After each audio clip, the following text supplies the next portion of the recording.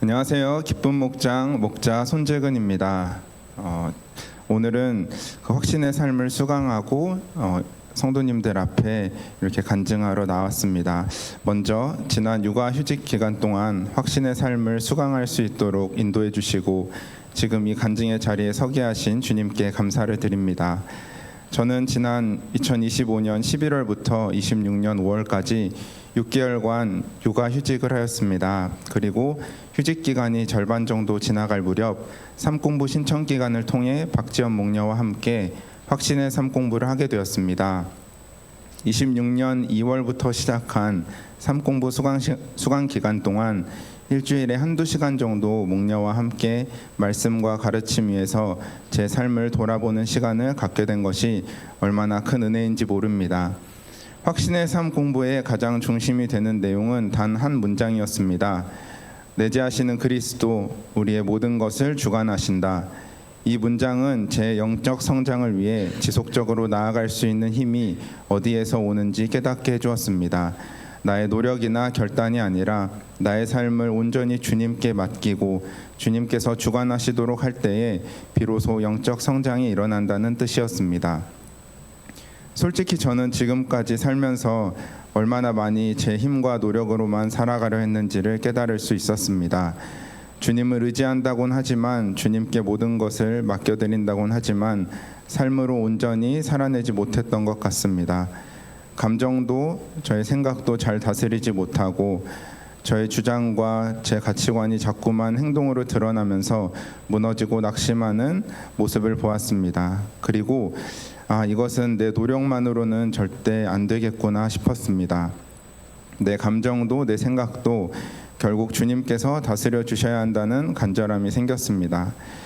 육아휴직 초반 3개월 동안에 저는 AI, 인공지능 공부에 온 정신이 쏠려 있었습니다. 기술 관련 업종에 종사하는 저는 빠르게 변화하는 세상 속에서 복직 후에 경쟁력이 있는 사람이 되고 싶은 욕심이 컸습니다. 마침 AI 붐이 일어나면서 관련 공부와 학습에 시간과 에너지를 쏟기 시작했습니다. 빈틈없는 육아의 현장 속에서도 목녀의 배려로 주어진 하루에 정해진 몇 시간을 그렇게 공부에 쏟으면서 저도 모르게 그 시간이 어떤 보상처럼 느껴지기도 했고 또 다른 우상이 되고 있었던 것 같습니다. 그러던 중 삶 공부를 해야 하는 기간에 이르러 지난 3개월의 제 모습을 돌이켜보게 되었습니다.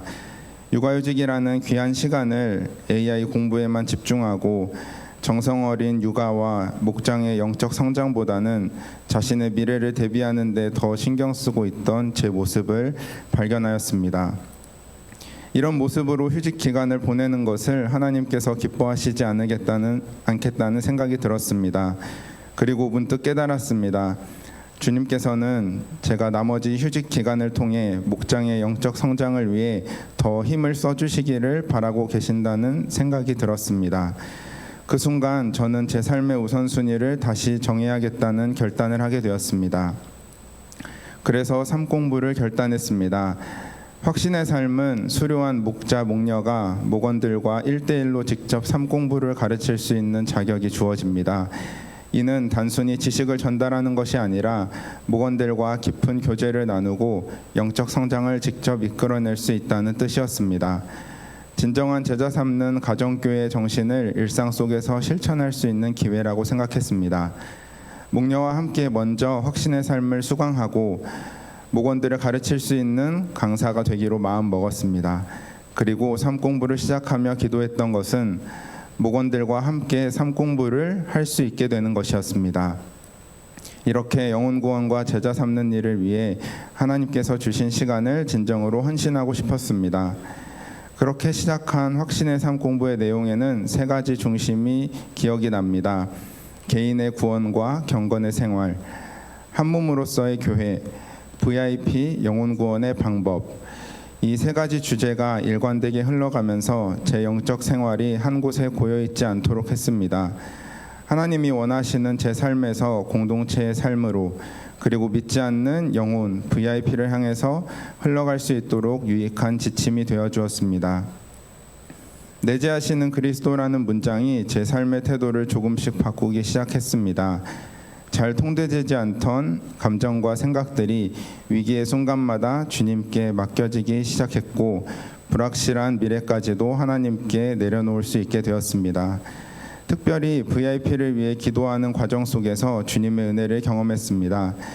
제 VIP들은 오랜 시간 알아왔던 친구들이지만 자주 만날 수는 없는 환경에 멀리 거주하는 친구들입니다. 그래서 그들을 위해 기도할 때면 저도 모르는 사이에 이들이 저렇게 멀리 사는데 만날 수는 있을까? 목장에 초대는 할 수 있을까? 이런 한계에 부딪혀 부족한 믿음의 태도로 VIP들을 바라보고 있었던 것입니다. 그런데 하나님께서는 삶 공부를 통해 배운 구할 것, 찾을 것, 두드릴 것 세 가지로 나누어 VIP를 위해 기도하는 것을 통해 영혼 구원을 향해 더 깊이 나아가도록 하셨습니다. VIP의 필요를 구하고 VIP를 위해서 어떻게 기도해 줄까를 찾고 그들의 영혼 구원을 막고 있는 여러 가지 요소들을 간절히 두드려 열게 간구하셨습니다. 그 중에 10년 이상 교회로 발걸음을 딛지 않던 친구가 있었습니다. 거리가 멀기는 하지만 이제 다른 교회를 나가기 시작한 응답이 있었습니다. 그 가정에는 은유와 비슷한 또래의 아기가 있어서 저희는 많이 교제하고 그들의 필요를 자세히 알아가며 기도했습니다. 그런 기도가 응답되어 친구가 다시 신앙생활을 하게 된 것을 보면서 주님의 능력과 은혜가 얼마나 놀라운지 그리고 영혼의 회복이 제 삶에도 얼마나 큰 기쁨으로 다가오는지 깨달을 수 있었습니다. 더욱 감사한 것은 제 기도가 응답되어 목원 중 한 명이 저와 함께 확신의 삶을 수강하게 되었다는 점입니다. 목원을 가르치는 과정 속에서 저는 다시 한번 말씀과 믿음 위에서 함께 성장해 나가고 있습니다. 강사로서 말씀을 전하면서 말씀을 암송하는 것의 중요함을 더 깊이 깨닫고 제 옛사람을 벗어던지고 새로운 삶으로 초대하신 하나님의 그 놀라운 메시지 그리고 한 몸으로서의 공동체를 바라보는 시각과 믿음 이 모든 것들이 목원과 함께 삶 공부를 통해 나누며 제 영적 성장을 더 단단히 하였습니다.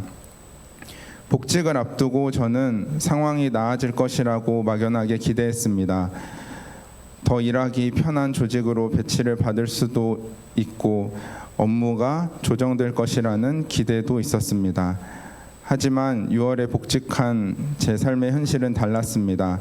휴직 전과 크게 달라지지 않은 여전히 어려운 상황 속에서 복직하게 된 것입니다. 하지만 이제 비로소 깨닫는 곳은 그동안의 모든 준비와 공부가 제 삶을, 제 인생을 바꾸지는 못했지만 오히려 주님을 더 깊이 의지할 수 있게 되었다는 점입니다. 여전히 연약한 제 삶 가운데 그리스도께서 내재하시기 때문에 저는 그 능력을 얻고 그 힘을 얻어서 살아갈 수가 있습니다. 지금도 회사에서 어려운 상황과 관계들을 마주하지만 매일 주님을 의지하고 기도하면서 하나님께서 원하시는 통로로 사용되고자 합니다. 생각이 많고 여러 가지 관심이 많으며 성취를 추구하는 저에게 하나님의 부르심에 순종하는 것이 그 어떤 것보다 중요함을 깨닫게 하셔서 감사합니다. 마땅히 생각할 것 이상으로 생각을 품지 않는 것, 그것이 하나님의 뜻에 순종하기 위한 첫걸음임을 알게 하신 하나님께 진심으로 감사합니다.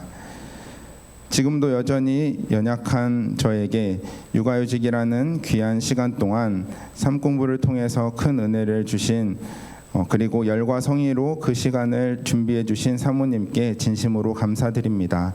제 간증을 통해서 내재하시는 그리스도 모든 것을 주관하신다. 이 메시지가 사랑하는 성도님께도 온전히 임하시기를 기도합니다. 예일교회 성도님들 하늘 복 많이 받으세요. 감사합니다.